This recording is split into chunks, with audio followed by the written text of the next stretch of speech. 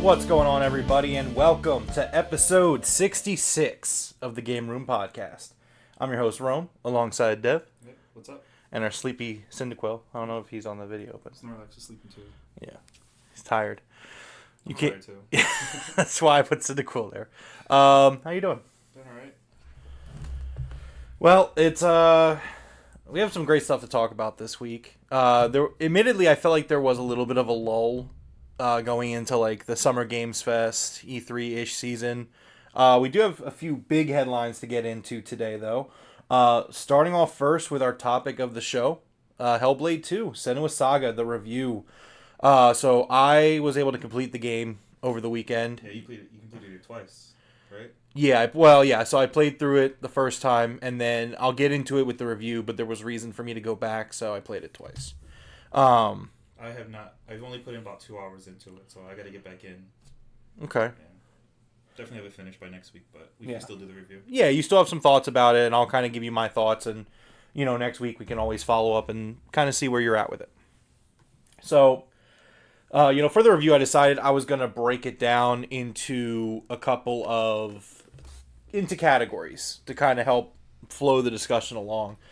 So let's just get right into it. So visuals, right? So this is the just to start off plain on the review, just completely like baseline number one.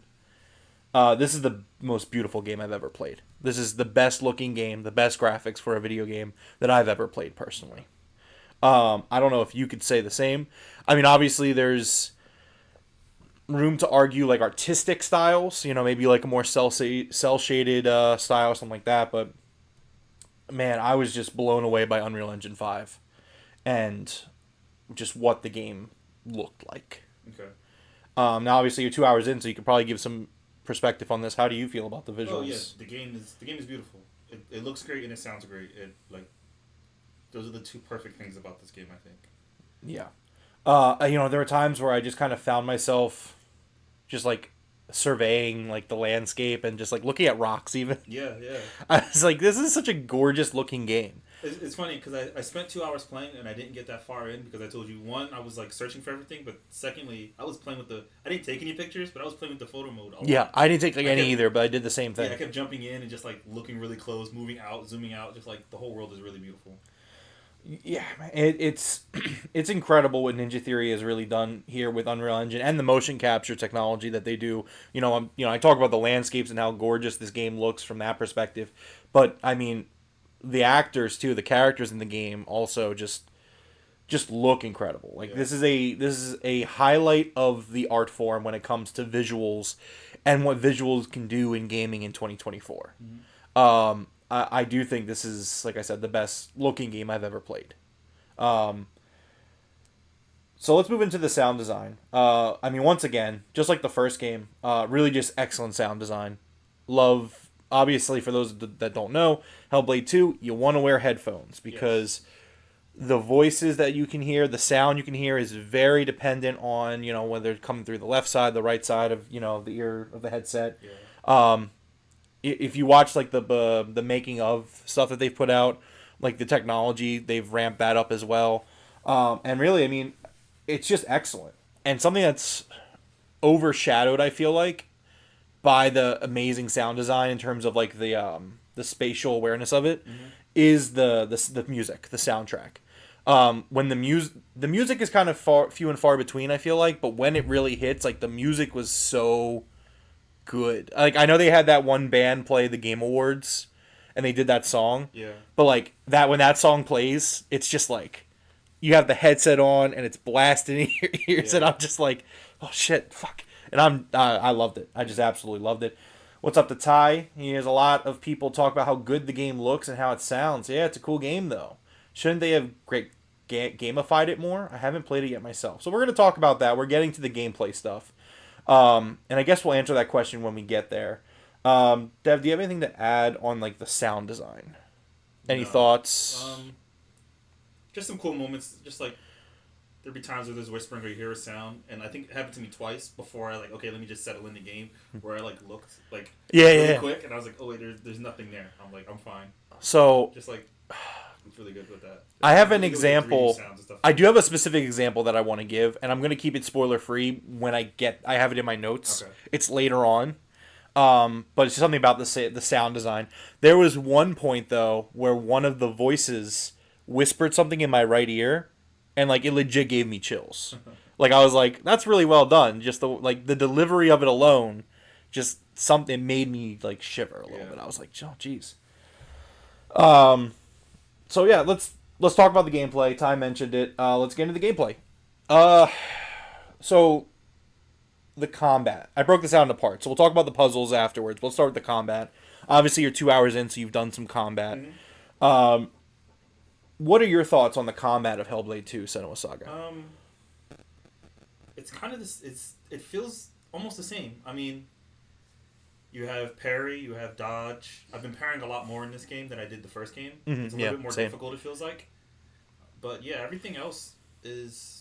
It feels the combat itself feels the same, and it's not a bad thing. I don't think. Yeah. I think people are mixed on the combat because some say it's too easy. Yeah, again, I have that in my notes, and I'm glad you said that because it wasn't just me. I think that there has been, and I want to talk about it later, but I can't make sense of some of the reviews for this game in terms of talking about the gameplay and the combat. Like, I know, like, Blessing from Kinda Funny was like, I don't know why they bothered putting bothered putting gameplay in this game. And my thought process is that I don't think the combat, it's not, like, the hardest thing ever.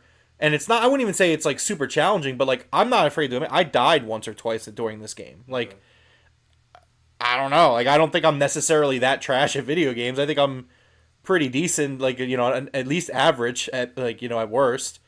So, like, I don't know. I thought the gameplay was maybe not challenging isn't the right word, but it kept me involved. It kept me into it through the whole time.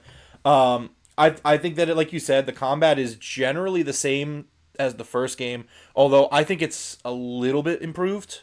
It looks better. And I think it's the cinematography of it that really improved it for me. Yeah, it looks better, but for me, from what I've played so far, it feels the same. It feels like I'm playing the first one. In terms of combat-wise, they just changed the way it looks, I guess. Yeah, but I think that's a big deal. I think it's a big deal. Yeah, but I can understand why people say it's too easy. They didn't really expand on the combat, or, like, you know, to me it doesn't feel like there's enemy types, or, you know, well, there are enemy types. Okay. If maybe you're not far enough, that maybe there are enemy types. Okay. There are different kinds of enemies, that you have to react to differently. Okay.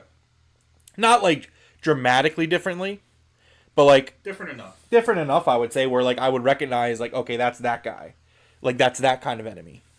But I mean, so, like, for me, even though, like, yes, it's not super, like, deep gameplay, but I think, like, to say that it's not warranted to be there, I just thought was honestly ridiculous. So, like, I'm playing the game, and like you said, there's a basic attack, a strong attack, you can evade, you can counter to parry, like, all of this, and then later on, you do get, like, an item that helps the combat, so it adds a little to the combat. I believe it was in the first game, though. Okay. So, like, the mirror. Yeah, the mirror. The mirror is back in the game. You do get the mirror. Relatively early. So it's like, I just don't see it. I thought that there was enough gameplay there in terms of combat to really keep me into it. Like I said earlier, though, the big thing for me with the combat was I loved how cinematic it was. It's cool as fuck. Like, when I'm fighting enemies, like, I'm fighting with someone and I kill them, and then all of a sudden, like, someone, like, another person's like, watch out, and he gets stabbed in the chest, and I gotta turn around, I'm fighting this other guy, and then as I'm fighting this guy, another guy attacks me from behind, and, like, yeah, it's all cinematic, but, like, I'm engaged. This is, for me, I thought it was very engaging gameplay. Mind you, especially how you play this game with the headset on, volume up, like, it's such an engaging game that, like, for me, I thought that the simple gameplay of it, like, I felt like it was, at minimum, acceptable. Like, it was good. Like, it was good. I don't really have a lot of issues with it. I mean, simple doesn't necessarily mean bad. No, not at all. And I think it goes for that. Let's talk about the puzzles, though. So the puzzles are a lot like the first game. At least there's two kinds of puzzles in the game, and one of them is the ones from the first game where it's like you find symbols. Yeah. You know, it shows you, hey, you need to find these 3 symbols, and you look around. Certain perspective, and, you know, hold the focus button. Yeah. So, like, have you ran into the other puzzles yet? Tell me about them. Bubble. No. Okay. So it's not really spoilery, but so basically it's also perspective based. Okay. So what you do is, so in the first, the puzzles, you go around and find the perspective. In the second one, it's also about perspective, but it's about shifting the landscape to get to where you need to go to solve the puzzle. That's also and the you first look game. You look at a bubble, is it? Yeah, I forgot completely about it. I know, But you look at a bubble and then it swaps, like, say there's a bridge, and the bridge is on the ceiling. You have to look at the bubble. It'll swap the bridge with whatever's on the ground so you can cross the ravine to get to the next point. They had those in the first game too. Okay. I completely forgot about them, to be honest. And that would be good reason for that because, for me, the low point of the game is those puzzles. With the looking around perspective puzzles, I think that there's enough puzzle doing there that it's warranted. Mm-hmm. Those, I think that they're just fine. I mean, I appreciate what they use those moments for. They use it for kind of like internal dialogue between like Senua and the voices and stuff like that. And so like, okay, like I can understand it. I for me, it's the low point of the game, but I don't think it's coherently bad necessarily. I just think it's a means to an end. It's just to get from point A to point B. Mm-hmm. So I mean, I'm indifferent to those puzzles largely. So I actually had an interesting thought that I kind of wanted to, because like I'm playing the game, right, and obviously when you're playing through the first game, it's not really clear that Senua deals with psychosis and mental illness and stuff like that. And I'm not an expert, but I was wondering, like, do you think that the puzzles and the way that they're designed also kind of is meant to play into Senua's mental health? Where, like, she's constantly looking for patterns in things and... Yeah. Right? I'm not 100% sure. No, I'm not... When I played the first game, that's what it felt like, where these are more hallucinations and you're seeing patterns. There's a whole part where you beat this one section of the game, and you remember the thing that's like a crow? Yeah. It's right before you get to him. It's like in that area. In the first game. Yeah, with the doors. And you beat the puzzle, and the door opens, and then you hear the voices talking about how sometimes she sees eyes on trees or faces in trees. Now, did you play the first one recently? No. I watched like a video like, let's explain the game like over again, like one of those things to like, catch up. See, I played the game I think I watched a playthrough of the game 6 months ago. Okay. So that was my most... I remember most of the game. Yeah. Obviously, with the rot and the ending. And, and I loved it. Points, yeah. Got the 1,000 gamer score for it. Loved it. But, I mean, that was something that I thought about. And for me, that kind of also... Whether we like it or not, I mean, obviously, Hellblade 2 is an artistic expression. This is not a blockbuster AAA game. This team had an artistic vision and they wanted to make this game, and so they went and made this game. So, I mean, I thought that could be kind of a reason why they stayed true to what they did with the first game, where it's like, hey, these puzzle-solving segments, this is... Senua's dealing with this in her mind. Yeah. And so, I don't know. I think, to me, that makes it more acceptable. But, I mean, I didn't necessarily have a problem with it. Again, it's the kind of game it is. Yeah. If you played the first one, you know what you're getting into this. Yeah. But so, yeah, I definitely think that. I will say this. I think from a gameplay perspective, I remember this game. This game for me felt better paced than Hellblade 1. Okay. I think there were a few parts of Hellblade 1 where I was just like, okay, trying to get point A to point B, and maybe I wasn't, you know what I'm saying? Pacing. Okay. And I think this game was way better paced. It went into, puzzles, and next thing you know, you're in combat, and, there's dialogue, because this time around they have other characters that are there as well, so that kind of adds a little bit more to fill in with Senua and what she's dealing with in her adventure. So I thought from a gameplay perspective, it was a better paced game than the first one. Okay. Any other thoughts on combat, puzzles, gameplay before we get into narrative, which I'll try to keep brief for you? No, go ahead. Let's talk about that. Okay. So I didn't know how spoiler we were going to go, and especially if you haven't been here, I'm not going to go super spoilery, so I kept this kind of brief. Okay. I think the narrative's good. I think it's pretty good. I think the first Hellblade's narrative is better. Yeah. But I think that the first Hellblade's narrative is a 10 in terms of rating a narrative, just the narrative alone. Yeah. I mean, obviously with Dillian and her trip to hell, and then understanding that she has psychosis and and the head and what it means, and carrying the head with her, and that's a 10 out of 10 narrative. I agree with that 100%. Even the stories that were told while you're playing of Ragnarok, or in the background, and the stories, the way they told the story in the first game and the story they had to tell felt a lot deeper. Yeah. So that being said, I still think this is a really good narrative. Okay. it's weaker than the first game, but it's just kind of one of those things where it's like, yeah, but the first game is just like, yeah, like holy shit, like such a perfect narrative, right? I think for me, that might be the biggest hit because I don't know. In my head, I was. You mean miss or miss? Yeah, yeah, like, okay. Or I just hit against the game. Oh, gotcha. Is I just wanted to. Again, I'm not that far in the game, but I wanted or expected a deeper narrative.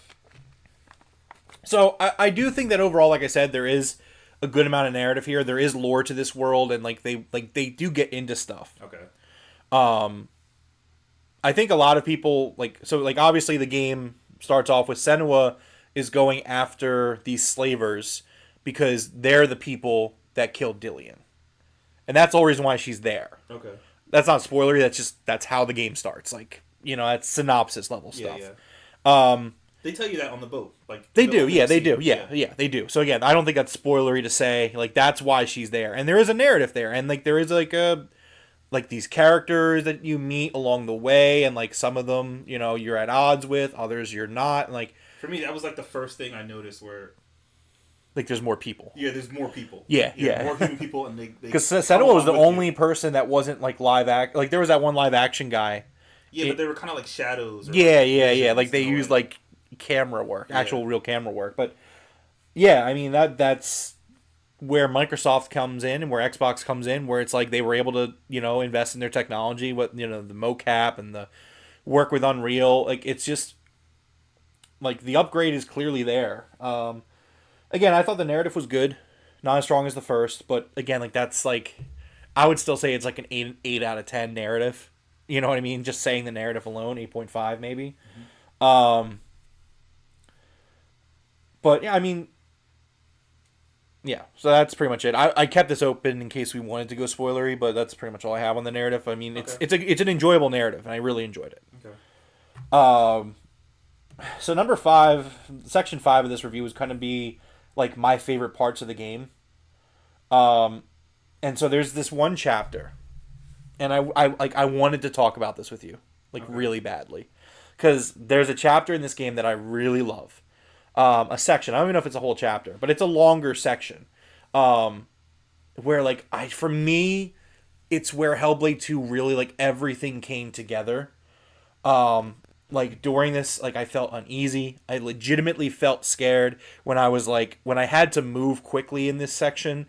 I was like, fuck, I gotta go. We gotta get out of redacted.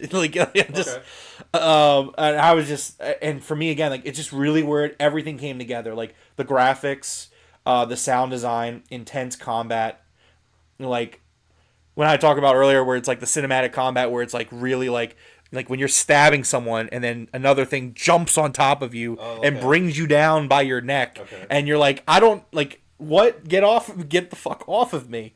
I just think that it's such a great section. It perfectly creates unease, claustrophobia, fear, and tension. And I really felt that when playing the game. I was really feeling it. Now, granted, I am the type of person I turn the lights out when I'm playing a game, especially a game that requires headphones. Yeah. Headphones and I'm immersive. I'm in it. The blinds are closed, the lights are off, and I'm just doing it. Okay. No, I'm excited for that. There was a part in the first game like that where you're in the water and you're trying to walk slowly in the water. And, and I was like, that was my favorite part of the first game. Yeah. Getting from that point A to point B and not touching anything. You're gonna like that. Okay. You're gonna like this section. I think you're gonna like it. But yeah, I mean, it's got a little bit of puzzling in there. It's got the combat in there. There's moments where you're just Senua makes a decision and you're not sure if it's a good decision. And I'm not going to say whether it was or wasn't, and you'll get there and you'll probably realize what it is. And then at the end of the section, you'll be like, oh, that's why, that's the decision that Senua made there. That's might be it has to do with it. Okay. But so really loved it. There was a part of the game, no spoiler, where actually I can't really say this if you haven't beaten the game. I don't know if I should say this. So you remember in the first game how they messed with you and said the rot it would be permadeath. Yeah. Might be something in this game. Okay. Like that. Not saying anything else. All right. But something that had me genuinely pause the game and be like, okay, I I got to make a decision here. I got to think this through. Okay. See what happens.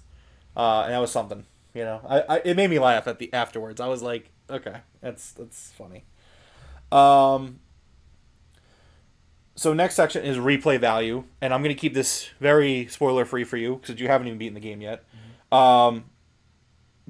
I appreciate Ninja Theory for after you beat the game, you unlock more narrators for the game. Okay. That's all I'm going to say. All right. And the narrators give you different perspectives of the game. Okay. So when you're playing the game the second time, and I'm not talking about the voices. You know how sometimes Senua is narrating? Yeah. That's different. Okay. And also, if you get all the collectibles, once you do the collectibles, I think you unlock that person as a narrator as well. Okay. Which I did not go through the game with that. So they kind of want you to play the game at least 3 times. It sounds like. Yeah, I think and I think that look, guys, we're gonna talk about like length and value and stuff like that in a game. It's not a long game. I think I clocked in at like 6 hours, give or take, on my first playthrough. And like, I think this game is worth playing multiple times to get that perspective. I think it really adds to it, for me at least. I really loved going back on my second playthrough and getting these other perspectives from these other narrators. It was very interesting. Okay. And then also with replayability comes the collectible. So obviously you were being very anal about trying to find these collectibles. Yeah. I would suggest not doing that. Yeah, I'll probably take your advice and just go through the game. Because so what I did was, I didn't hear what, but I had heard before I played the game that there was an incentive to go back and play it again. So when I beat the game, when I was playing the game, I was like, okay, I know I'm going to play this twice. Okay. So I was like, you know what? I'm not going to seek out every collectible. I'll do that because it's definitely, I can feel it dampering my experience for the game because I'm just like, I don't want to miss any of those totems. Because when I played the first game, I played it on PC and they didn't have chapter select. So like, I wasn't planning on going back, so I was just like, playing the game again. So here's another thing for you, and it's not spoilery, but once you get all of them, you unlock a bonus feature in the extras in the main menu where it's literally just playing all of them in a row. Oh, okay. So you can, like, you don't even have to really listen to them. Just go to them, unlock it, and then go.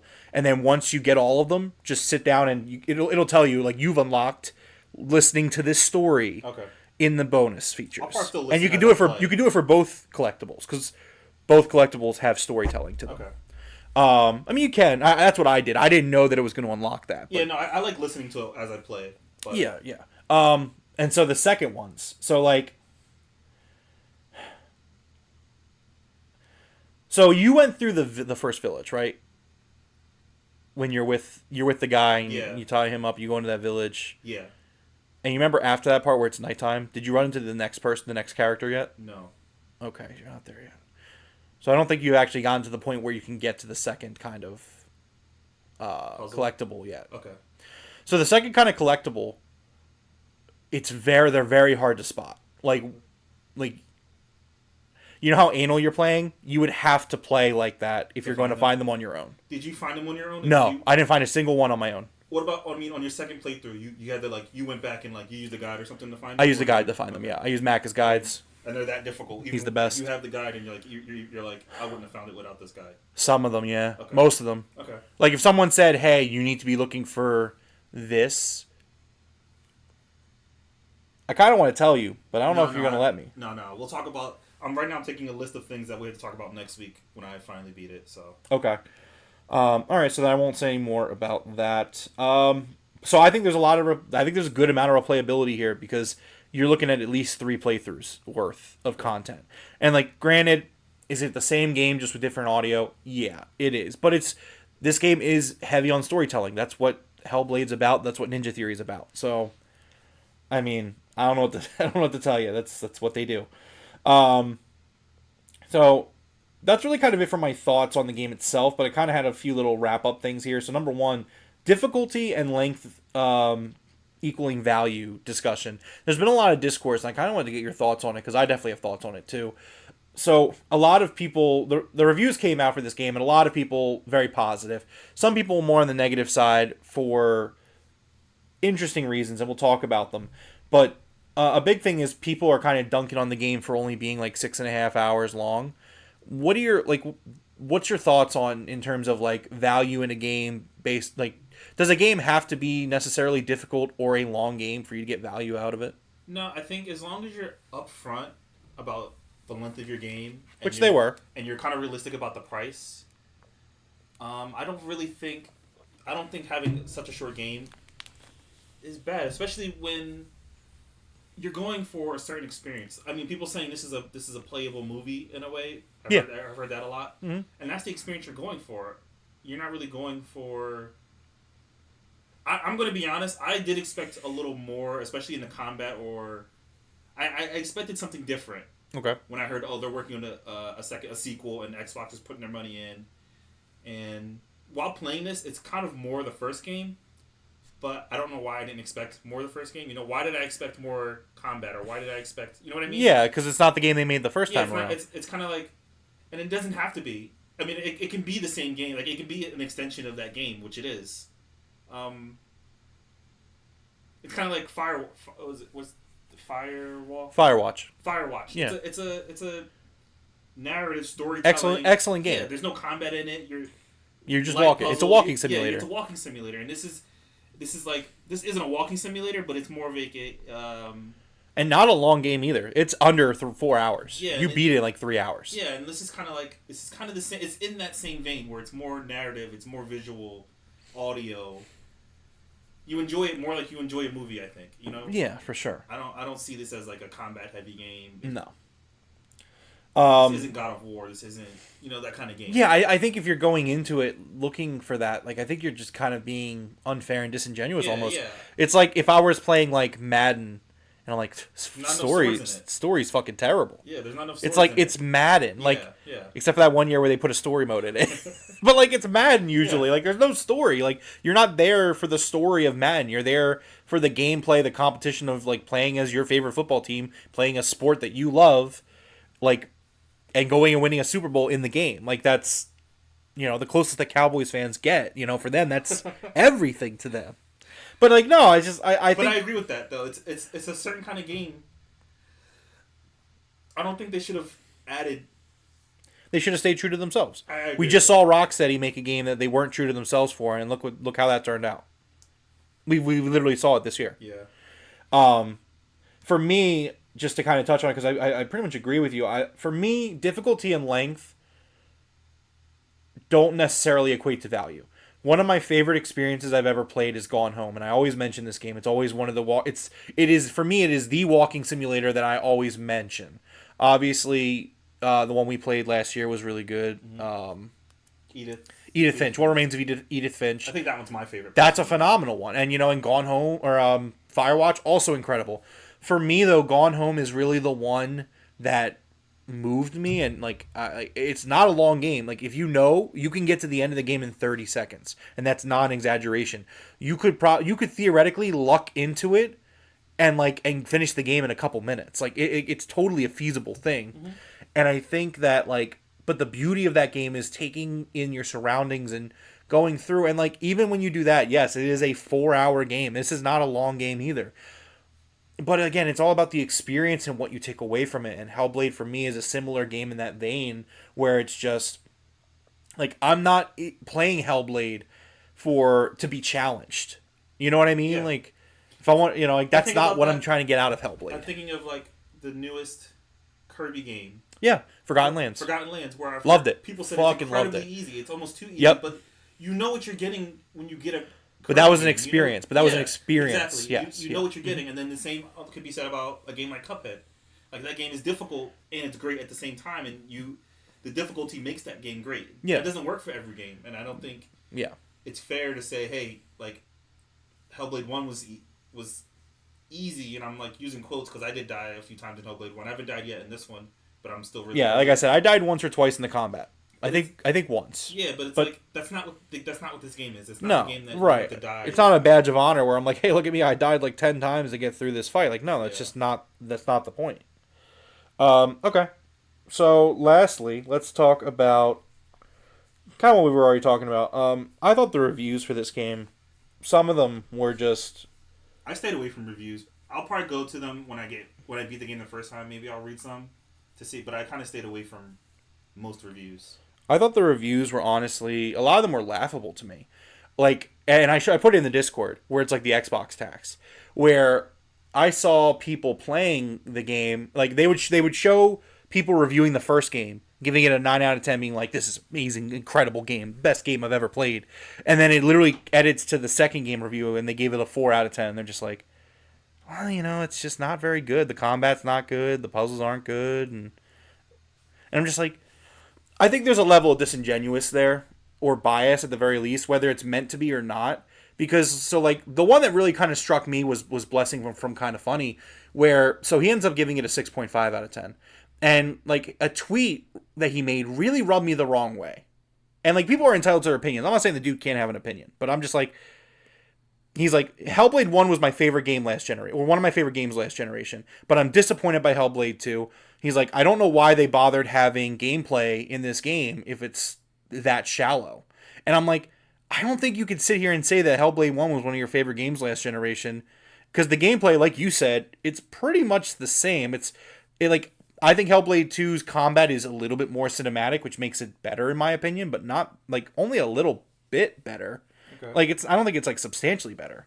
So I don't know. I just kind of wanted to say that because I was just like, I just think it's kind of I will say wild to me to like, it just comes off as disingenuous or in bad faith in my opinion. I will say, when I started playing the game, I did expect something different.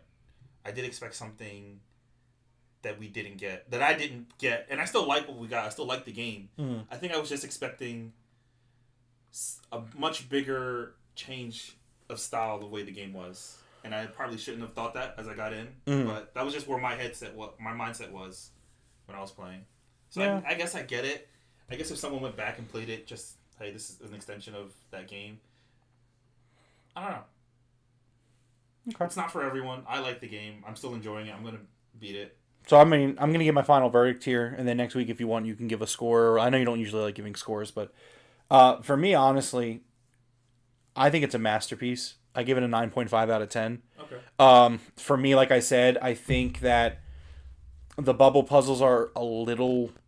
Like, I was indifferent to them. I didn't even dislike them. I was just kind of indifferent to them being there. Okay. And I also do not ding it a little bit for, like, the narrative just being a little bit weaker than the first game. But it's still a great narrative. So that's kind of where I fall with the 9.5. Again, I'm never going to knock a game for being short unless, like there are times where it might make sense. But, like, this just isn't one of them. Like, this is a game that, like, it's very artistic and... Like, like you said, it's like going to the movies. I think people complaining about the price tag, it's like, well, have you gone to the movies recently? Because you're dropping the same amount of money. Like, I was thinking about this last night. I was just like, I spent $250 to go to an Eagles game for 4 hours. Like, I have this on Game Pass, but this game is $50. Yeah. You know what I mean? Yeah. Like, I spend $60 to go to a Phillies game, like, and not even the best seats. It's like, okay, like, that's just how much experiences cost. Like, I don't know. I thought that was kind of a little funny thought that I was joking to myself about this more or last night. I was like, I spend way more money on other things that are about the same length than $50 for Hellblade 2. But we will touch base again next week on Hellblade 2 once you get through the game. Mm-hmm. But yeah, 9.5 out of 10. Loved it. Absolutely loved it. Let's move into the headlines. Number 2 on the headlines, because technically Hellblade's review was number 1. Mm-hmm. Call of Duty Black-Ops 6 was officially announced, Devro, last week. So they put out a teaser trailer about Mount Rushmore, and it says the truth lies. And I've shown you these live action trailers. Yeah. They're stunning. They're really well done. I'm really digging what they're going for with Black Ops 6. Mm-hmm. You're playing the middle one, I think, right now on the B-roll. Yeah. So yeah, over the week, Call of Duty Black Ops 6 was officially announced. Excuse me. And they said that we would get a live action trailer today, which we did. Yep. Before we get into that, though, it was also announced throughout the week that Black Ops 6 will be on last-gen consoles. Information regarding Black Ops 6 surfaced online, concerning the game's pre-order status at GameStop. In an image shared online, it appears that GameStop is appearing to accept pre-orders for the PS4, PS5, and Xbox Series X consoles. That means that it'll be appearing on past-gen consoles for the fourth year in a row, which it makes a lot of sense, unfortunately. It's unfortunately... Well, so I don't know if you saw the number, but half of PlayStation's monthly active users are PS4. Yeah. Half of them. Yeah. And I'd wager that the same, if not more, on Xbox. Yeah. Because as much as PlayStation has really been afraid to let the last gen go, Xbox there's been no game yet that's only on this current generation. It just hasn't happened. And then, there's good and bad to that, but I think at the end of the day, like, people are going to keep playing the older consoles because you can play Fortnite there, Minecraft, Call of Duty, FIFA, Madden, 2K, like all these games that the casual audience who really love. Minecraft, I think I said Minecraft, but like, what reason do they have to upgrade? Drop $600 on a new box to play those same games? Now when Grand Theft Auto comes out, that's gonna have to be the one. It's gonna be the one. Yeah, it's the series finale of video games. I know these when I say series finale, I mean like last gen. The console makers are like, thank God, because no one's buying. They're like, Rockstar, please. Well, it's really funny because Xbox, and we'll talk about it next week when we do our Xbox E3 showcase preview topic. Xbox could be lined up to have a really strong 2025. I mean, like, a lot of assumptions there that, like, Fable might come out that year, Perfect Dark might come out that year, State of Decay 3. Like, there's a lot of games that should theoretically be coming out, including a game we might be talking about in a few minutes. So, bear with us on that. Stay tuned. But the big news that came out today was we got the live action trailer for Black Ops 6 today, which had a bunch of, Bill Clinton and Stalin and George H.W. Bush. And again, like, I really love this vibe. Now, here's a really interesting thing that no one's really reporting on outside of, like, TikTok influencers. Mm-hmm. But if you look at one of the teasers, and because people are, like, going through it looking for secrets. And on one of them, there is a reference to 9/11. Okay. And I'm like, and people are speculating, like, this is all, like, the whole marketing campaign is like, it's all lies. Everything you're told is lies. The truth is lies. Presidents are telling you. We're lying to your face. You don't even know it.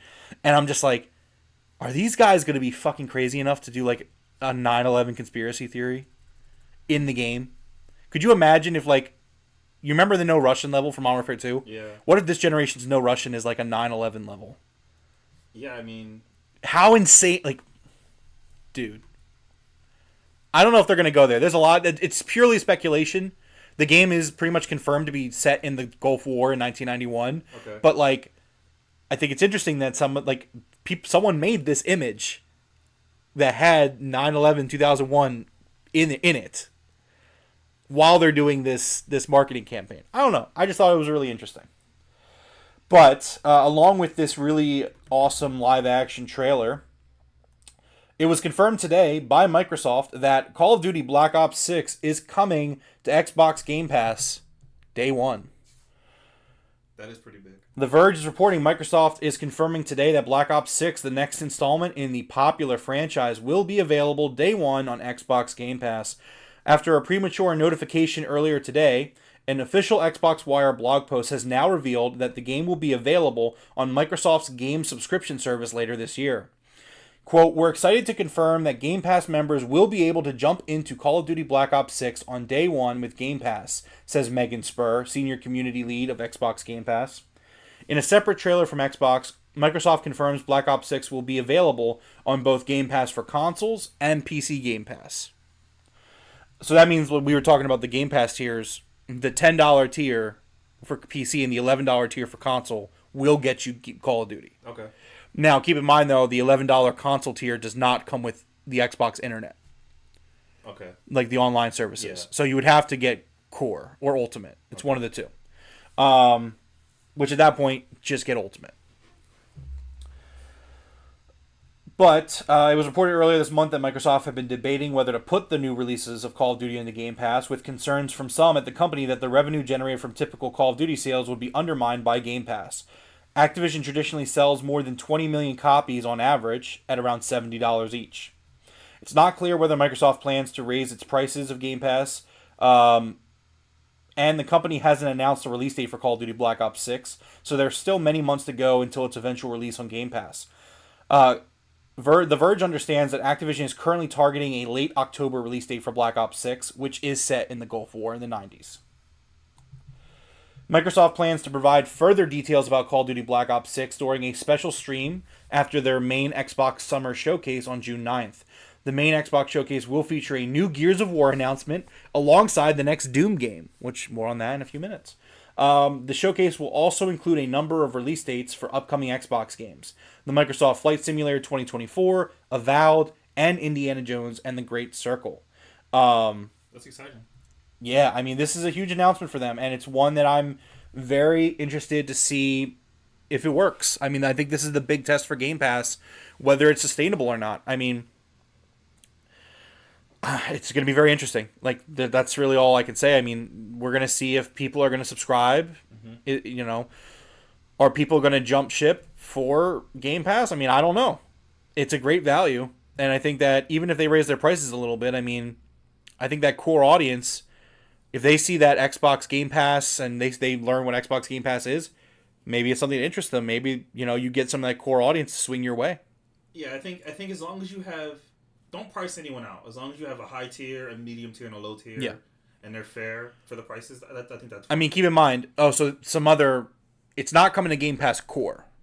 Okay. So the cheapest, the low tier, yeah, it's not coming to that. It's just coming to PC, console, and then Ultimate. Which I think is fine. I think it's acceptable. I thought it was interesting that they didn't announce a price increase here. I mean, I know that they probably wanted to keep the hype going, so they didn't want to do the price right now. Mm-hmm. My recommendation would be, like, if you are interested in this, get Game Pass now. Do not wait. Because they might raise the prices a few months down the line. Yeah, they might. Stack up. Look, like there's ways to find deals on it. Stack up on it. Get Game Pass. Get it now. Have it ready. Play some great games that are there on the catalog in the meantime. Gears, Halo, whatever. Bethesda games. Like, there's a lot of great stuff there. So, yeah, that's more to look forward to at the Xbox Showcase with Call of Duty Black Ops 6. Ty and I said we're going to squad up. You're going to have to join us. All right. It's on Game Pass. It's on Game Pass. It's on Game Pass. You just got to download it. It's on Game Pass. No promises, but we'll see. Wow. I don't know if Ty's still here, but he would be really upset to hear you say that you don't want to play Call of Duty with us. Let's move on to number 3 on the headlines. News that was kind of speculated here before, both on around the news and here on the podcast, but we now know that Doom. We have a title for the new Doom game. Okay. Doom: The Dark Ages is to be revealed at the Xbox Showcase. Insider Gaming understands that the next game in the Doom franchise is set to be revealed during Xbox's Game Showcase on June 9th. The game, which has been under the codename title Year Zero, is understood to have a final name of Doom: The Dark Ages, and that it's been in development for at least 4 years. Last year, Insider Gaming heard of early details of the next entry in the Doom franchise, which was described as a medieval-inspired Doom world. While that doesn't necessarily give much information to go on, Year Zero and the Dark Ages and medieval-inspired starts to paint a vivid picture to where the series could be going next. Earlier this year, rumors began to swirl about this new Doom game. We're going to hear more about it at the Xbox Showcase. That's exciting. What it sounds like so far... It sounds so dope. It sounds like Doom and just all melee. Like, yeah, maybe some arrows and bows and arrows and stuff, but it sounds like you got swords, Doom: The Dark Ages, axes and hammers, shields. So I loved the rebooted Doom, both 2016 and the follow up. Mm-hmm. Let's fucking go! I can't wait to play more Doom. Now Xbox fans probably the console wars are ongoing. Doom: The Dark Ages will be on Xbox and PS5. This also comes from Insider Gaming. When Doom: The Dark Ages launches, it will not be an Xbox Series console exclusive. According to one insider, Nate the Hate, he said that the game will be multi-platform. While specifically mentions PS5 as another platform for the game, he does not mention last gen, the Xbox One or PS4. Okay. Doom: The Dark Ages is going to be revealed at the showcase on June 9th. So it looks like Xbox is going to continue down this multi-platform path where they're going to put Doom on PlayStation. Yeah. And so I was listening to Jez Corden the other day, and he made a really interesting point where, because like in terms of Xbox and whether they're going to keep putting games multi-platform, and he thinks that they're going to keep doing it, but something that he speculated, and obviously, he's more in the know than most. Mm-hmm. He speculated that the one number that would make Xbox stop is if their monthly active users start to drop. That's the line for them. So that's when they would bring people back to Game Pass, is by limiting in a game to get those numbers back up. Is that's what? Well, I'm saying in terms of the strategy of going multi-platform in general, go multi-platform. Jez said like if Xbox users go down, which means like people go elsewhere to play their games, then at that point Xbox would look at the strategy and be like, well, we're losing customers. So it's like they would apparently reel it back in. Okay. That would be where they would start to consider not going down that road anymore. I also think the sales numbers for the games they've already put out that were Xbox only probably didn't hit where they wanted it to hit. And so they're like, yeah, let's go multi-platform. Let's sell as many copies of this software so we can make money, the developers can make money. Yeah, I mean, so my thing about it, I always think you should have exclusives. I think exclusives are a good thing. I'm always going to say that. Yeah, I think there's a level to it. Yeah, and we've talked about it here, and I think that obviously these companies, Microsoft and Sony too, they want to see growth year over year. That's what's important to them. Yeah, are we making more money this year than we were last year? And that's always going to be what matters to them. So they like these companies are going to make these decisions around that. Me personally, look, I don't care about people like if more people play Gears of War, and they tell me like. And they love Gears of War. I love Gears of War. It's one of my favorite franchises of all time. If there are more people in the world that love Gears of War like I do, that's great. But my concern comes from a business perspective of your Xbox ecosystem. Does it survive that? Because for me, that's something that I'm invested in. It's like I've spent a lot of time in the Xbox ecosystem. I don't care if PlayStation players are getting my games because I have a PlayStation. I don't care. Mm-hmm. I'm going to continue to play them on Xbox. But like, will Xbox be around as an ecosystem for me to continue to play on? That's the question for me, and that's what I care about. So we'll see if it works for them, and hopefully they course correct if they need to. Number 4 on the headlines, acquisition season, Dev, but not in the way you'd expect. IGN has scooped up Eurogamer, Rock Paper Shotgun, and more. The following comes from The Verge. It seems no industry is safe from consolidation, and the latest target is the gaming media. IGN Entertainment has acquired the website portfolio of UK publisher Gamer Network, which operates a number of beloved games-focused publications. This includes GameIndustry.biz, Eurogamer, Rock Paper Shotgun, VG247, and the tabletop site Dicebreaker.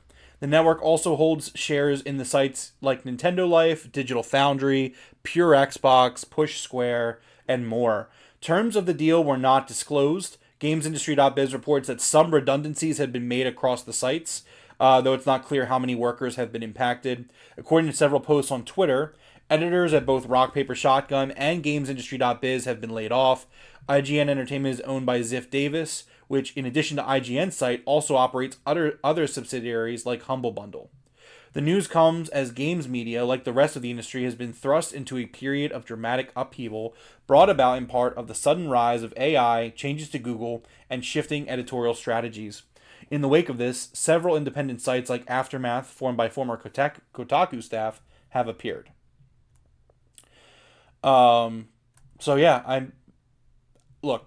I think games media consolidation is a bad thing.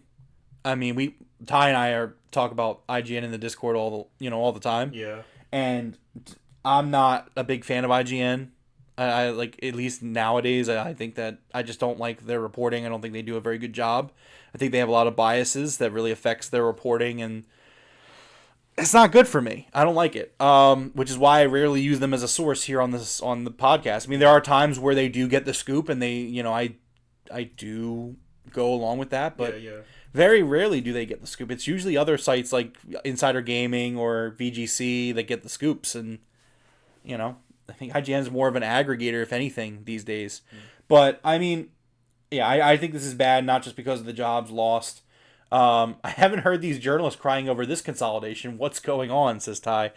I mean, Ty, that's exactly that. It's just there's a bias in the game's media, and the last thing I want to see is less separate entities in the game's media. So yeah, it sucks to see. Now, some of these sites have said that their contract is with the company that was bought, but they still maintain independence. So like Nintendo Life, Push Square, Pure Xbox, VGC, I know that they all said that they retain their independence, but not all of them do. So it's unfortunate. Hate to see it, and definitely not very happy with it. But let's move on to. See, I should have put 4 and 6 together because they're both acquisitions. Oh well, too late. Number 5 on the headlines: Avowed, which Ty, who's in the chat, was very negative of how it looked the first time around. Avowed has been moved to Unreal Engine 5.3, according to Jez Corden. Jez Corden of Windows Central reported that Avowed has moved to Unreal Engine 5.3 with help from the Coalition and Xbox Tech. Jez Corden of Windows Central and a good friend of Xbox Era tweeted out basically that. I mean, there's not much more to it than that. Very excited. Avowed coming out this year. I mean, it's going to be an Unreal 5, which is going to be very exciting. I get they have the Coalition backing him up, but this still feels like a hefty task of like changing the entire engine of your game that's probably almost finished. The game's coming out this year, so I have to assume it's, far along to switch all the way over to a new gaming engine. I don't know how this gaming development works. In my head, that sounds very... Well, so this is a big thing that's been going on with discussions in terms of Xbox Studios and like how they, Tango was closed because it couldn't really contribute much to the team. Mm-hmm. But you have Ninja Theory and the Coalition, which we've reported on in the past, where the Coalition, someone from the Coalition literally got promoted to a new role in Xbox where it's like Unreal Engine 5 relations or whatever it was. So like, I'm not surprised. I think that was the whole thing with Halo. Was like no one could develop for it, so like the next Halo is going to be on Unreal Engine 5. Yeah, everyone's moving. I mean, look, the Coalition, I've seen it with Gears 5, and like obviously Gears of War in general with Unreal Engine. Games are gorgeous, yeah. And like I've heard like the rumblings of Gears 6. Like, dude, I can't wait to see Gears 6. Yeah. No, it's like I don't think Avowed's going to look bad at all, or like I didn't even think it looked really that bad in this gameplay. I thought so too. So Ty thinks differently. He says, I hope Avowed has a better showing this time. Honestly, it doesn't look great. It seems like the game that could have been made without Xbox. So here's my thing with that is I thought the game looked pretty good beforehand. Jez Corden did say on one of his podcasts that Avowed is going to have a really good showing at... This is Obsidian, right? Yeah, it's Obsidian. I love Obsidian. I think they're a great developer. That's what I was going to say. This feels like their take on... Remember when we heard before, like, hey, we had stories for Skyrim, but they wouldn't let us do that with the IP. Yeah. This feels like that story that they probably had for Skyrim. This takes place in the universe of one of their IPs, the Obsidian IP. Okay. I forget what it's called. Yeah, I think it's Pillars of Eternity. It's already... Yeah, I forget which one it's called. I'm sorry. I'm drawing a blank at the moment, but... Yeah, I mean... I know people were really down on this game with both trailers. I think it looks good. Yeah. I think it looks good. I agree with you. And I think moving to Unreal 5, it's going to look better. Yeah. So, it's just another thing to look forward to. It just feels like a hefty task, and I hope it goes well, and, we'll see. We will. All right, number 6 on the headlines. Nintendo made an acquisition as we went live last week. They acquired Shiver Entertainment, a Miami-based entertainment developer. Now, Shiver Entertainment was known for porting games like Hogwarts Legacy and Mortal Kombat 1 to Switch. Basically, that's what they're going to be doing. They're going to basically just be working on porting games to Switch. Okay. From what I read, it's not in this. Okay, here it says, by welcoming Shiver's experienced and accomplished development team, Nintendo aims to secure high-level resources for porting and developing software titles. It said in a statement. Going forward, even after it becomes part of the Nintendo group, Shiver's focus will remain the same, continuing commissions that port and develop software for multiple platforms, including Switch. Ty pointed out, it is Pillars of Eternity. I was right about Avowed. Okay. So yeah, that's basically... Now, the Mortal Kombat port of Switch was not good, for the record. Yeah, I don't have the gameplay of that one specifically, but I know it was not good. Yeah. But I'm sure Nintendo's looking at it where they want to have a studio that ports these games for them and maybe Maybe they want to have a little bit more control of it, a little bit more, quality assurance. So I think it's smart by Nintendo. I mean, everyone wants to put their games on the Switch and Super Switch. Like, hey, we have a developer that's going to assist you to do that. So good for them. Number 7 on the headlines. We're going to keep it in the Nintendo sphere for right now. Devro, this is a really a big rumor from a reliable source that really puts a lot of questions on when exactly we're going to see the Super Switch next year. So Nintendo has reportedly 2 big re-releases coming to Switch after March 2025. A new rumor currently doing the rounds online from PH Brazil, who was the first to note that the Switch 2 was going to be delayed. Okay. So they were correct on that, and they reported that. They were the first one to do it. He's back, and this time he says that Nintendo has 2 re-releases in the works, which are due out after March 2025 for the current Nintendo Switch system. He says that one of these classic releases was originally on the GameCube, and the second one is a Nintendo 3DS title. He also added that these probably won't be showing during the Nintendo Direct coming up this month or next month in June because it's so far out. This is mostly because of the huge install base of the Switch family of systems. Nintendo has plans for the transition period between the 2 systems, but these games are going to be on Switch. So, Devro, I'm going to speculate. I think the 3DS game is going to be The Legend of Zelda: Link Between Worlds. 100% thinking the same thing. I mean, that's a game that has never gotten a lot of love because it's stuck on the 3DS. And that's a very Nintendo thing to do, where you're waiting for the GameCube port and the of those games, and they send out the 3DS version. Give me what I want, Nintendo. No, A Link Between Worlds is 100%, I think, the game that's coming. Nintendo, give me all the Zelda games. What do you think the GameCube one is? Are you going to say Wind Waker? I don't want to say that because I think Wind Waker comes out this year still. Okay. GameCube games. I mean, they just did Paper Mario. Maybe Mario Sunshine was on that 30th anniversary Mario. No, 35, whatever it was, the trilogy. Mm-hmm. So it's not going to be Mario Sunshine. I don't think it'll be any Mario games, honestly. No, it might not be a Mario game. Maybe it'll be the Fire Emblem GameCube game. It could be that, Path of Radiance. That's one that sticks out. Okay. That's one of the very, or they go crazy and they do Pokemon Coliseum. That'd be awesome, but I don't think so. Yeah, I would kill for that. I'm trying to think what else GameCube wise would make sense. I'd have to see the GameCube library in front of me. I should have did this before when I was making the script. Maybe it's Wind Waker or Twilight Princess, though. I don't know. For me, that just doubles down. It's it's definitely going to be Wind Waker or Twilight Princess on the Switch at some point. I was surprised, though. I mean, maybe these games come out on both, but a re-release doesn't sound like something that you, come up Switch 2 or Super Switch. You know what I mean? Well, they did say after March 2025. Well, so these 2 games are coming out after that. Yeah. But so that's what I'm saying. Are they going to put the Super Switch out, holiday then? Because we speculated, early 2025 or, April, May. Yeah. Maybe they don't do April, May. Maybe they put out these games in, May and June. And then they say, okay, we'll see you guys in September for the new console. You know what I'm saying? That's where my thought process was. I thought this was very interesting. And it's from a reliable leaker, so we'll have to see. But, yeah, very excited for that. Number 8 on the headlines. PlayStation following suit to Xbox, as honestly I think we're going to continue to see in the coming years. A lot of Xbox is doing this. We should probably do this too. PlayStation is going to be developing a new platform for free-to-play mobile games. According to a new job listing, PlayStation is developing a new platform for free-to-play mobile games, first spotted by Tweaktown. The listing is for a mobile platform architect, which reveals details on what PlayStation could be planning for its mobile platform. Earlier this month, keep in mind, Xbox also revealed plans for their mobile store to come out this July, 2 months. The listing reads, PlayStation Studios Mobile is seeking an experienced software engineer to design PlayStation's platform for developing, publishing, and operating free-to-play mobile games. An individual in this role will spearhead the design and implementation of this platform, work in partnership with internal teams to connect mobile games to PlayStation services, and ensure that all mobile games meet PlayStation's quality standards. And then it shows a bunch of responsibilities. But very interesting. PlayStation seems to be pushing into the mobile sector. Yeah.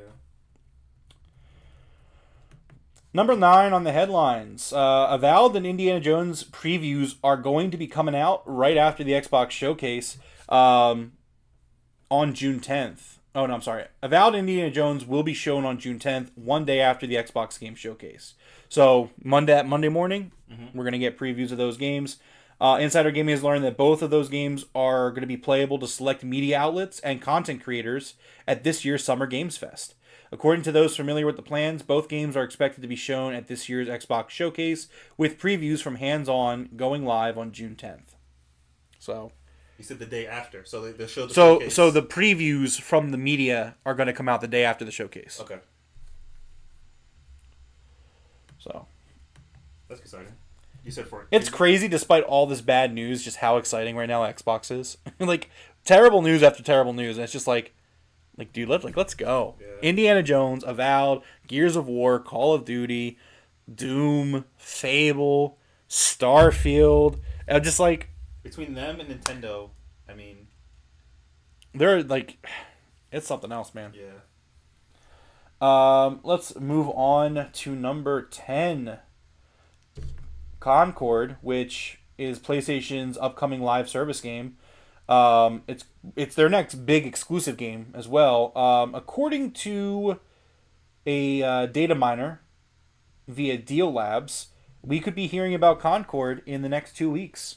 Data miner was unable to verify if the announcement would be made during a heavily rumored state of play or if it was real, but he's claimed that the next announcement should be revealed on the game's characters and a glimpse of the gameplay. Developed by Firewalk team, Concord will be PlayStation's next PvP multiplayer first-person shooter, coming to PS5 and PC later this year. So yeah, we haven't really seen anything about this game yet, except for what you're playing right now. I love the trailer. It's a beautiful aesthetic. I hope it's good, but it doesn't tell you anything about the game. No, not at all. Yeah. I mean, we'll see. There's been a big rumor about a state of play happening in May, and there's like 3 more days. 3 more days in May. I would love to see PlayStation have a showcase in June. Like, just get that feeling going again of, like, all 3. Because it's been, like, 5 years since all 3 had something in June. Yeah. Like, Xbox is the only one that has consistently every year had a showcase in June. So, hopefully, I would love to see Nintendo and PlayStation and Xbox all have something for us in June. Something in June, yeah. Yeah. It would be crazy if they could all get it that week. Like a Nintendo Direct and the PlayStation Showcase. Mm-hmm. I mean, I expect that at least the Direct will be that week, but we'll see. All right, number 11 on the headlines. Breaking news for those who are like 50 years and older. Atari has acquired their long-time rival. In a Twitter post, Atari announced that it has officially acquired the Intellivision brand and game library. That's like in 50 years from now if like Xbox bought PlayStation or PlayStation bought Xbox. It's like... That's going to happen one day. Like, we've bought them. We own them. No, what's going to happen is Nintendo's going to be like, you're ours now. Yeah, Nintendo's going to be the one that... Nintendo's going to buy everybody. Yeah. And, like, no government in the world can stop Nintendo. Yeah. The Nintendo assassins murder everyone who... I mean, honestly, Nintendo should just bribe the U.S. politicians. I mean, everyone else is. It's like, here you go, here's some money. Nintendo would be the type to buy all of them and then ban games. We've decided that video games are bad for everybody. Yeah. You got to go outside. They're done. Yeah. We're done with video games.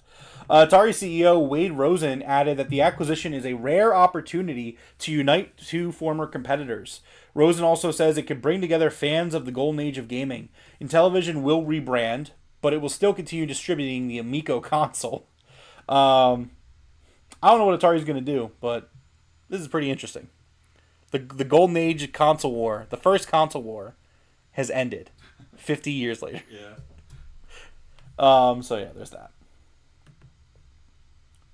I actually got an ad on like one of the sites I was on yesterday about Atari, and like they're selling this like $70 hat, and it has like a built-in speaker on it, like a Bluetooth speaker, like on the hat, and I'm like, this is really cool, Atari, but like you're Atari. Yeah. Why are you the ones making this? Because I don't think I've ever seen anyone else sell a hat like that. Like, what are you doing, Atari? They're like, hey, we have this hat that has a speaker in it, and like, sir, you're Atari. You make video games, old video games. It's like, yeah, but the hat. It's like, all right. It's a cool hat. I mean, it's an Atari hat. Very hip hat. I'll say that. Number 12 on the headlines. Xbox is rumored to... they signed the first game from Rocksteady co-founder's new studio. According to Xpooter, which claims that the London-based 100 Star Games is working on a AAA single-player action-adventure title powered by Unreal Engine 5. Microsoft is said to be financing the project, which can initially be expected to release on Xbox consoles and PC. While the studio has yet to be officially announced, it emerged in January that Hill and Walker were listed as directors of the company on business information website Endole. 100 Star also has a listing on the Great Place to Work website, which reads, 100 Star Games is a video game startup based in East London. Our ethos is creating a small team of only 100 industry veterans and emerging talents who are committed to crafting cutting-edge gaming experiences that inspire and captivate players worldwide. So again, these are the co-founders of Rocksteady. So, okay. Very interesting thing that we're going to have to keep an eye on with Xbox publishing their first game. And keep in mind, so they left Rocksteady in 2022. So they saw Suicide Squad and they were like, it's like, we just want to make fun Batman games. Like, what happened? Anyways, yeah. That's exciting. It's going to be a while before we. Yeah, we're going to be, but we'll be keeping an eye on this. 100 Star Games. Keep an eye out. Next up on the headlines, Devro. I have never considered myself a Lego person. Never. My entire life. 31 years. It's just not been my thing. Like, I like Minecraft, but, like, I've never... Lego movies? The games? Yeah, the Lego video games are fun, but I've never been, like, build Legos. Like, no. Like, I'll just play the Lego video games. Until today. Lego The Legend of Zelda Great Deku Tree officially launching in September. It will come with 2,500 pieces and will be released on September 1st, and it's going to cost $300. This is just the coolest thing. If you buy it, you got to let me put it together. That's all I ask. Oh, we're going to put it together. Absolutely. We're going to put it together. Look, we talked about this earlier. I'm building the Ocarina Deku Tree. You kind of have to. I love the little Zelda like mini kit pieces, like Lego Link with the Master Sword and the Hylian Shield, and I love that you can get the Deku Link, like it's the green tunic Link too, like for the Ocarina of Time stuff. And I was looking at the Ocarina of Time like close-ups, and they have like the little Gossip Stones and the little Deku Babas, and I was like, holy shit! Yeah, I really want this, like really badly. Now it is a 2-in-1 kit, so you can build, I don't know if it's either or like you can build both. I don't know. Yeah. That'd be cool if it was you can build both.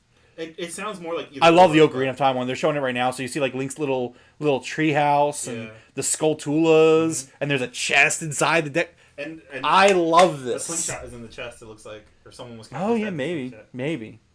And look at the little Link with the Kakiri shield. Yeah. And the sword. Oh, there's a slingshot. Yeah. Oh my god.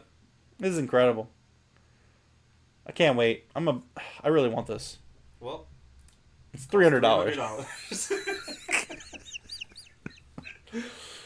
Look, so someone made a joke, so that scene right there, it's like, of course, the first Zelda Lego set has the iconic scene of Link finding out he was adopted. Because that's what that Great Deku Tree Sprout tells him. He's like, bro, you're a Hylian. You're not even from the forest. Yeah. It's just like, oh, okay.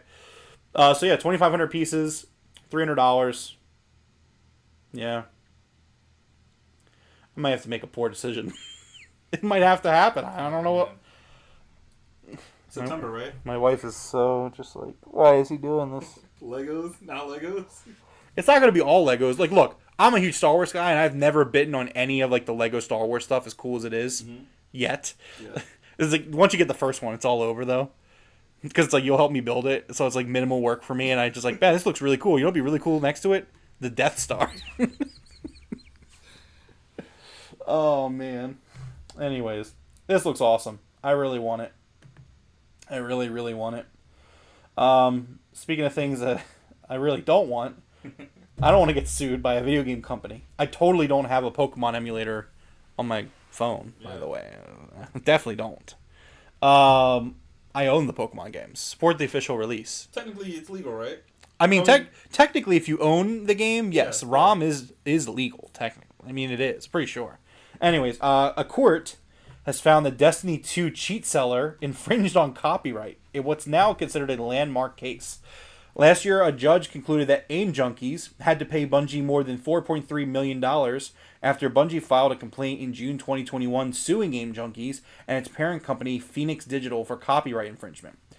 Bungie's complaint was partially dismissed in April 2022 after a Seattle federal court said Bungie hadn't sufficiently explained how cheat software constituted an unauthorized copy of its work.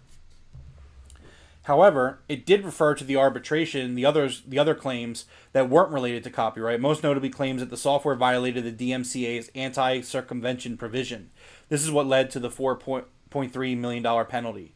Now, in a separate case focused primarily on the previously dismissed copyright side of the argument, a Seattle jury has found that AIM Junkies, its website operating company Phoenix Digital Group, and third-party developer James May were all liable for copyright infringement. A total of $63,210 has now been paid to Bungie by Phoenix Digital, AIM Junkies, and James May, as reported by Torrent Freak. May also made a counterclaim saying Bungie circumvented technological measures and claiming it hacked his computer. The jury did not agree, and it decided against May. This is the first trial in U.S. history where a cheat seller has been found liable for copyright infringement, setting a potential precedent for other cheat software. Speaking to GameFile, reporter Steven Totillo, Bungie's lawyer James Barker said, "We are grateful for the diligence, professionalism, and care exercised by the judge, his staff, and jury." I feel like he only said that because they won. You never hear like them lose a case and be like, the judge really did a great job, jury. Yeah. Appreciate you guys. It's like, you kind of just say that because you won. Why would you even bother saying anything? That's the slam dunk. That's the touchdown celebration. Yeah. When the lawyer's like, "Thank you for letting us." Yeah, you guys are great. God bless. I'm out. Anyways, so yeah. Landmark case, and it could mean a lot for, cheaters. Like you. I don't cheat. Sure. I don't have any emulators on my phone. Oh yeah, let me see your phone. Number 15 on the headlines. So Tango Gameworks, we have a little bit of news about them and what they were working on. So it was revealed that they were working on at least 2 unannounced projects before the studio's closure. The information comes courtesy of Tsuyoshi Akugawa's LinkedIn page, which was first spotted on Twitter by user Bogard222. According to his LinkedIn page, he was working on 2 unannounced titles. He was unannounced title graphics programmer 2024 and unannounced title lead programmer from 2023 to 2024. His profile read. One of these titles was almost certainly the Ghostwire Tokyo sequel that was leaked during the Microsoft x Activision FTC hearing. That one hurts a lot. Which leaked that the game would be released during fiscal year 2024, so probably early next year. As for the second game, it's highly speculated that it would be a sequel to Hi-Fi Rush. Unfortunately, Microsoft announced that Tango Gameworks would be closing as part of a restructuring that would see the 4 studios under the Xbox banner close. So, yeah, very unfortunate stuff. Yeah. I'm really enjoying Ghostwire right now. Oh, yeah, you've been playing that, so how is it? I like it a lot. I've been playing it, and then I stopped to play Hellblade, and I'm going to go back when I'm done. But I just like the game a lot. Really pretty game. I want to play it. It's on my backlog. Atmosphere. You get the feel. You feel like a ghost detective. Like these ghosts can't pass on unless you do stuff for them. A lot of the side missions. And it's okay, that's cool. It's pretty fun. I like it a lot. Yeah. Speaking of great stuff, number 16 on the headlines: Tomb Raider Remastered. Let me tell you something, Dev. This got announced. I went to my Xbox wish list. Took that digital version right off the wish list. It's gone. Yes, Tomb Raider is getting they're remastered, the one that came out this year, 1, 2, 3. They are pairing up with limited run games, who are getting more money from me than ever this year. I pre-ordered 4 games this year from limited run games. But no, I think it's a cool option. I think this is the way that it's gonna go for a lot of, at least third as long as you give me the option, I don't care. Yeah, I think for a lot of third party studios, this is gonna be the option for them. Yeah. And you know what? Even at a physical title, it was the same price as the digital. It was $30. That's cool. Yeah. So I would also say that something cool about limited run games. I actually got an email from them today. One of the biggest gripes people have with limited run games is that they don't communicate very well. So basically, they open a pre-order, they take your money up front, and then you just don't hear anything about it. And then the game just 9 months down the line just shows up. Okay. It just gets delivered. So Limited Run Games actually sent an email out today, and they were like, "Hey, we know that this is something people have had issues with, so we're going to start giving updates to games 2 months, 5 months, and 8 months that's cool. after the pre-order window closes." They said that the reason that you don't hear from them very often is because they prefer to go the method of, we've talked about. So what they used to do is they would have a set amount of pre-orders. Mm-hmm. Like, okay, we're printing 10,000 copies of this game. That's just an example. I don't know how many they print. And they're like, we'll sell these 10,000 and then that's it. Okay. So what they started doing is what I've recommended, not to them, but just said out loud, is, hey, just have a window and let people go and pre-order your game in that window, and then you make that many. Yeah. So they said that's what they've started to do for everything, which is why there's been less communication, and also the waits have been a little bit longer because they can't start producing until they know how many they need. Yeah. So they basically were like, so we're going to start emailing you guys 2 months, 5 months, and 8 months. So they were like, to start this, here's an update on all of our recent games. So High on Life, they told I have that pre-ordered physical. That's going to come in July. Pentiment, I have pre-ordered physical. They said that that's going to reach their warehouses in July, so then they'll ship it out probably the next month. Okay. And then the other ones are too far out that they don't have an update. But those are the two that I pre-ordered recently. No, I think it's cool that you get updates, you know? Yeah. So yeah, very very happy with that, and I'm very happy with this being an option moving forward. I hope it continues to be an option moving forward. Last on the news headlines for today, it's not really news, but it was something that Jez Corden said that I felt like it was worth sharing. So obviously Xbox, we've talked about their vision, and they talk about an Xbox on every screen and what that really means. Okay. Speaking on his podcast, Jez Corden he heard more about the concept. Quote, "I actually have some details on exactly what Xbox on every screen looks like now," he said. "And what I think it is that every Xbox game will have a consistent social UI across all games. So if you're playing Sea of Thieves, for example, on the PlayStation, you would be able to bring up a mini Xbox guide or something like that. Kind of like Battle.net, sort of." Corden said that, then added that it's at the point in development that it has the code name within Xbox called Roseway. Obviously, this is likely just a small part of Xbox's larger plan for an Xbox on every screen. The company is still working on next-gen hardware, a possible handheld device, and even improvements on its cloud gaming offering. I don't know if PlayStation would go for that. Like, hey, you open up you're playing Sea of Thieves on PlayStation, and you open up a little Xbox guide. You think they're okay with that? On PlayStation? Yeah. I mean, PS5 did have that, and I've never seen it being used. I mean, I don't have a PS5 as well. But it had that thing where you press the home button and on the side it would give you like a guide. Yeah. For whatever part of the game you're playing. I don't know if they still do that. I don't know if it's but like the Xbox UI itself. Oh, like, the Xbox UI. Like you're on the PlayStation, you're playing Sea of Thieves, you hit your guide button and it opens up like if I were to hit the Xbox guide button right now on the Xbox, it would pop up like the Xbox tabs. No, they wouldn't do that. Well, that's what the Xbox is trying to do. So, yeah, that's the headlines for the week. Again, really exciting week for Xbox. Xbox is just continuing to ramp up their headlines as we go into the June showcase. Nintendo as well. There's a lot of exciting buzz right now with video games, and despite all the bad news, that does happen. Like, games are looking pretty optimistic right now in terms of the games we're about to get. Okay. Let's talk about the game releases for the week of May 27th, 2024, before we get out of here. Out today, Multiverses comes out on PS5, Xbox Series, PS4, Xbox One, and PC. Mm-hmm. Vampire the Masquerade, Coteries of New York, comes out on iOS and Android today as well. Nine Souls comes out on PC tomorrow, May 29th.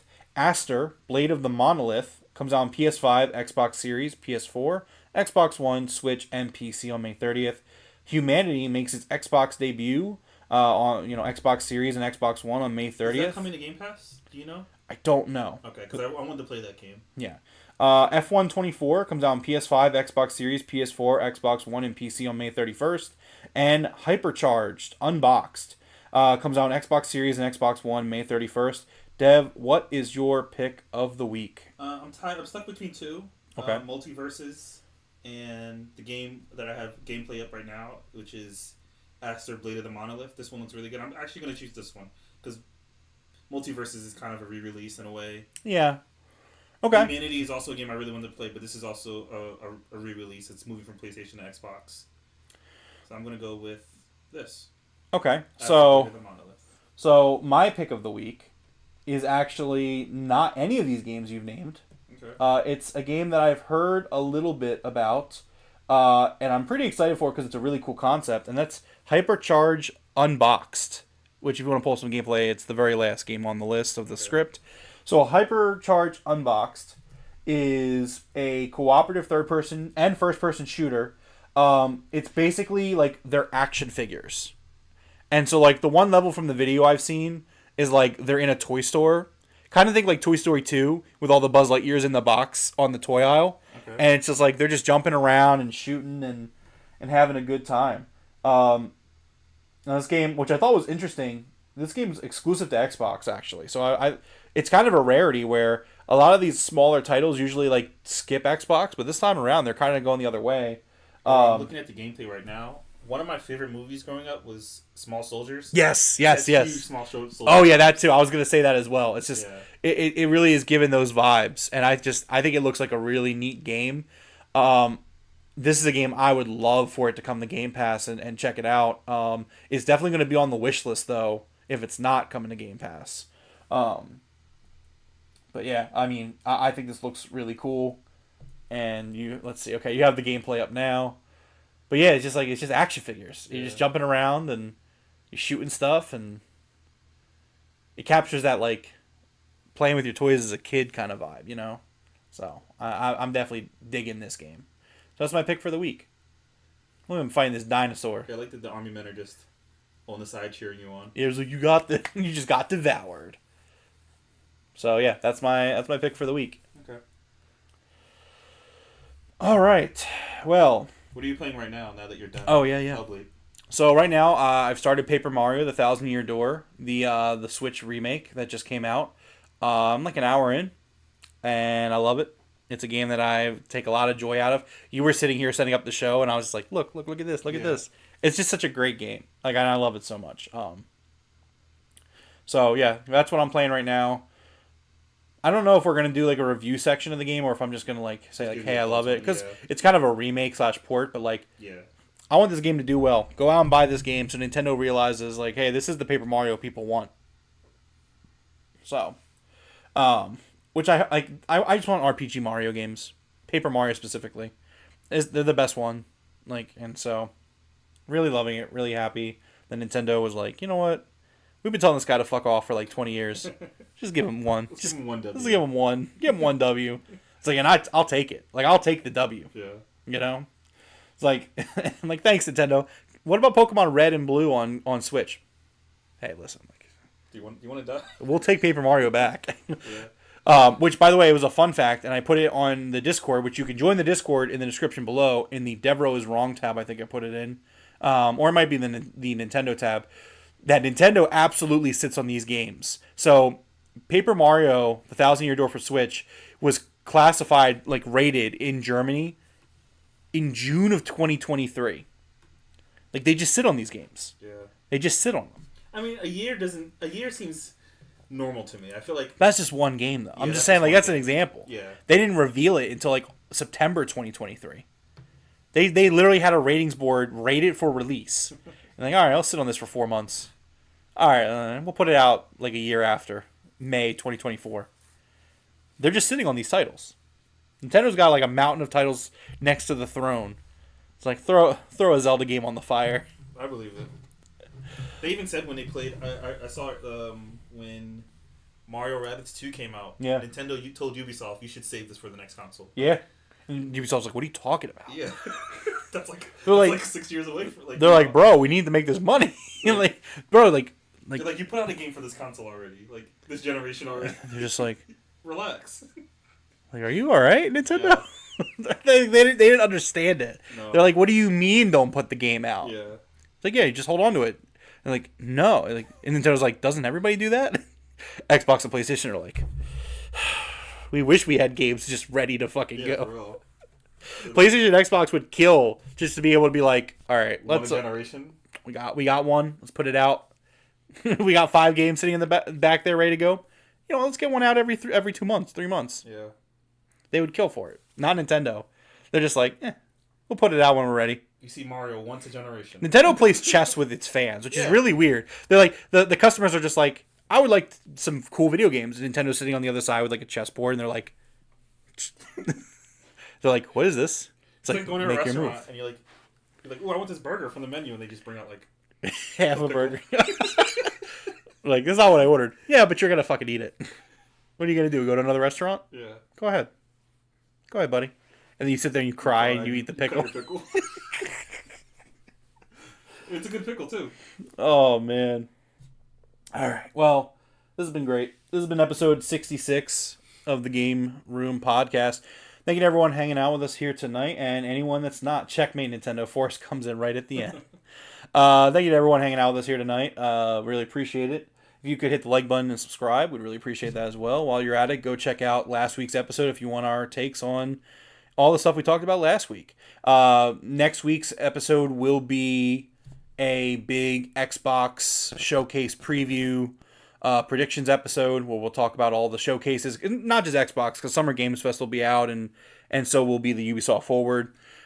Just a reminder, on Sunday, June 10th, we will be doing our...